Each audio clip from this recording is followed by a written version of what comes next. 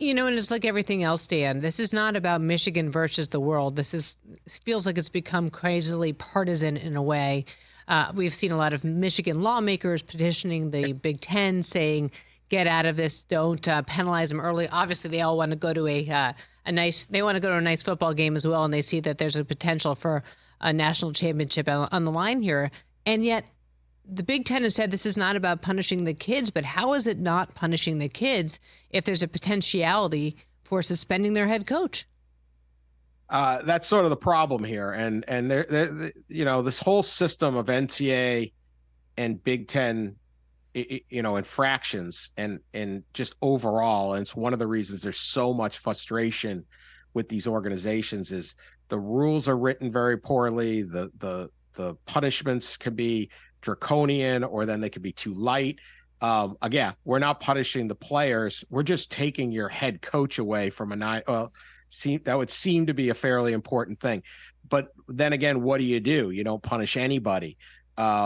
They've struggled to punish people in college basketball and things like that. So then they come up with this strict liability rule, which even if you hope Jim Harbaugh never coaches again, is just somehow suspended for life, you do understand that when there's a strict liability rule, that might not be the best idea because it's your coach next.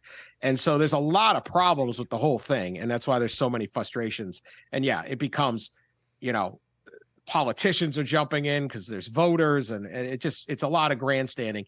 The thing about it, and when you read these and when you get into it, it really boils down to really precise things are going to decide this, and none of them really work well on talk radio or television. But it's things like, how do you what is the definition of an in-person scout?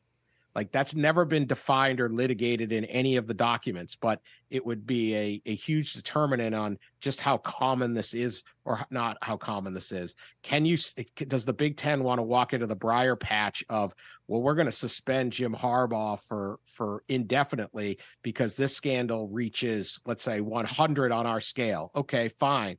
What happens when another scouting scandal pops up tomorrow that reaches 75? Do you suspend the person 3/4 of Jim Harbaugh? What do you do?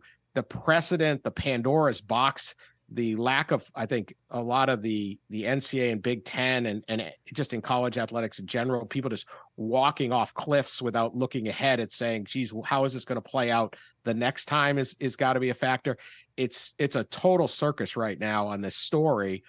And I have no good advice. I'm glad I'm not in charge of it. I don't know what's going to happen, but there really isn't a solution that you look at and go, oh, that's going to work out long-term or appease everybody in the short term. Yeah. And I was going to ask you, what do you think is going to happen? And yet at the same time, it's the dumbest question you could ask because we don't know. It's so unprecedented. And I think Tony Petiti coming in, we know him from the television world. What did he run, CBS before, or one of those guys? But, he's going to want to make a stamp here. But boy, the rush into making that stamp could be deadly for him and his legacy, and also for that of college football, because if our whole country is built on due process and innocent before proven guilty, and there's nothing tying Jim Harbaugh, and again, I didn't go to Michigan, people, relax, sit down. But the whole idea of it is penalizing the kids. I mean, we are, 2 days out? We are 2 days and a couple hours from kickoff in Happy Valley. Yeah, less than 2 hours, less than 2 days.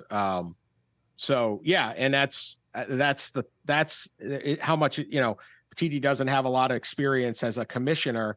Well, he's getting it right now. And it's not easy running these organizations. And it's more than just how much TV money we can get or whatever you would do. So there's just a lot of concern going forward on how it all plays out. And it's very complicated. And a lot of what works, again, in the public sphere, or even what the other coaches and administrators are hearing, they're not thinking through, general ethics, the precision of law, precedent, all these different things that a commissioner has to. And, I think, like I said earlier, the one thing that is clearly obvious, no matter where you stand on this, would be this system doesn't really set up well for anyone to do what they're trying to do. So, maybe they can do it, but it just doesn't work right now. And I'm not so sure the best solution would have been like, hey, we got to rewrite this system, but right now we can't do anything to Jim Harbaugh. I know that's not going to please anybody, but the system really isn't set up for this. Now, can they do it? We're going to find out. Catch the Rich Eisen Show every single day on the Roku channel, 12 to 3 Eastern, for free.